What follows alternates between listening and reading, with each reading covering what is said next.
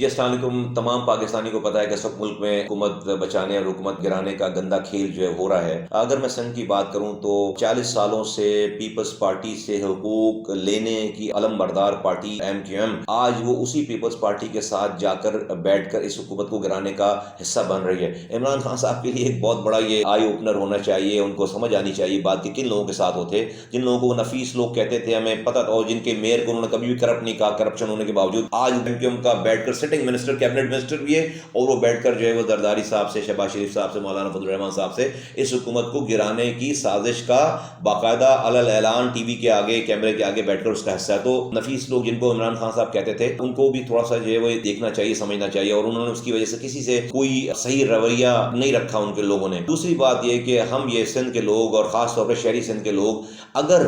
عمران خان صاحب کی ساری خرابیوں کے باوجود, سارے باتوں کے باوجود, ساری جو ہے وہ سندھ میں, پورے پاکستان میں جو بھی ان کی جو ہے سب لوگ اس کے اوپر بات کرتے ہیں, ہم نے بھی کرٹیسائز کیا, لیکن اگر ان کا نیم البدل, ان کو ہٹا کر ان کا نیم البدل جو ہے وہ پیپلز پارٹی اور MQM ہے, تو پھر ہم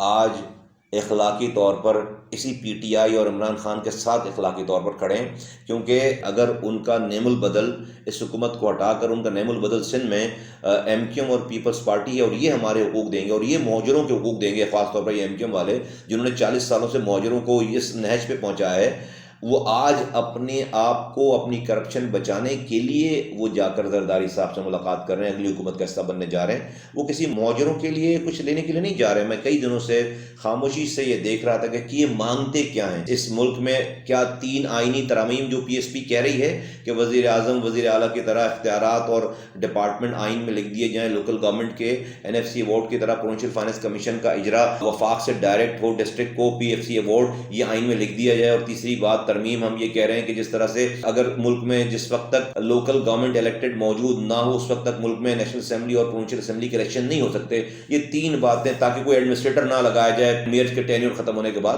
تو ان تینوں باتوں کو آئین میں لکھ دیا جائے. کیا یہ مانگ رہے ہیں ان سے آج اپنی حمایت دینے کا؟ تو پھر ہم کہیں گے چلو ٹھیک ہے, کچھ تو مل رہا ہے لوگوں کے لیے, لیکن یہ تو صرف اپنی وزارتوں کی بات کر رہے ہیں, یہ تو اپنی گورنری کی بات کر رہے ہیں, یہ تو اپنے آفیسز کی بات کر رہے ہیں, تاکہ یہ ان کے کرپشن کے معاملات سارے اسی طرح سے چلتے رہیں, جو قوم کو لوٹنے کے معاملات اسی طرح سے چلتے رہیں, اور یہ اب دونوں مل کر اس صوبے کو اور اس شہر کو, کراچی سے کشمور تک, اس کے پارٹنرز ان کرائم پہلے بھی تھے اور دوبارہ بنے. اگر یہی صورتحال ہے, یہی نعم البدل ہے, ہم پھر اخلاقی طور پر PTI کے ساتھ اور PTI کی موجودہ حکومت کے ساتھ کھڑے ہیں. اگر PTI کے نعم البدل یہ MQM اور زرداری صاحب ہیں اور پیپلز پارٹی ہے تو